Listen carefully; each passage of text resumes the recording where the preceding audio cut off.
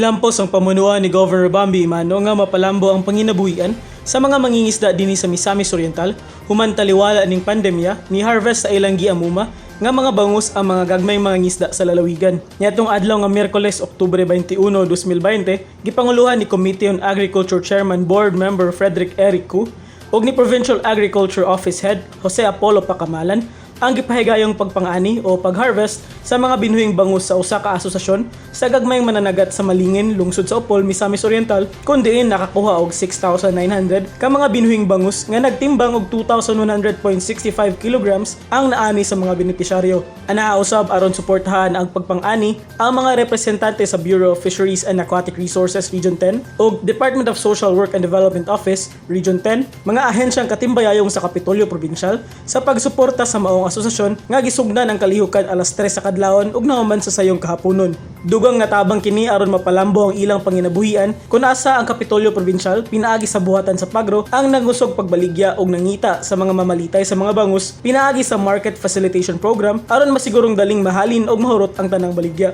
Gipaabot ni Dionisio Yek, ang presidente sa asosasyon sa gagmayng mananagat sa Malingin, ang iyang dakong pasalamat kang Gobernador Bambi Imano sa ihang tabang ngadto kanila. Matod niini nga taliwala sa kalisod bunga sa pandemya, wala gyud gikalimtan sa gobernador nga padayunon ang tabang sa mga mangingisda susama kanila. Sa iyang bahin gibutyag ni Gobernador Bambi nga usa kini sa mga lakang sa iyahang administrasyon aron siguruhon nga kanunoy ang naay supply sa pagkaon ng lalawigan, idumanan sa pagsigurong dili pasagdan ang panginabuhian sa mga mag-uuma ug mangingisda taliwala sa pandemya. Gipasalig sab samahan sa lalawigan, Gobernador Bambi Imano nga daghan pa kaayong nakalinya ng mga programa nga gitakdang iimplementar ang Kapitolyo Provincial pinaagi sa buhatan sa Pagro ug tabang ni Board Member Eric Cu aron abundas ani ug malambuon ang sektor sa agrikultura sa Misamis Oriental. Kini na programa ni Committee on Agriculture Chairman Board Member Eric Cu ug ni Provincial Agriculture Office Head Mr. Jose Apollo Pacamalan subay sa mandato ni Governor Bambi Imano na siguro doon ang supply sa pagkaon sa Misamis Oriental taliwala sa pandemya kauban sa pagpalambo sa panginabuhian sa mga mag-uuma.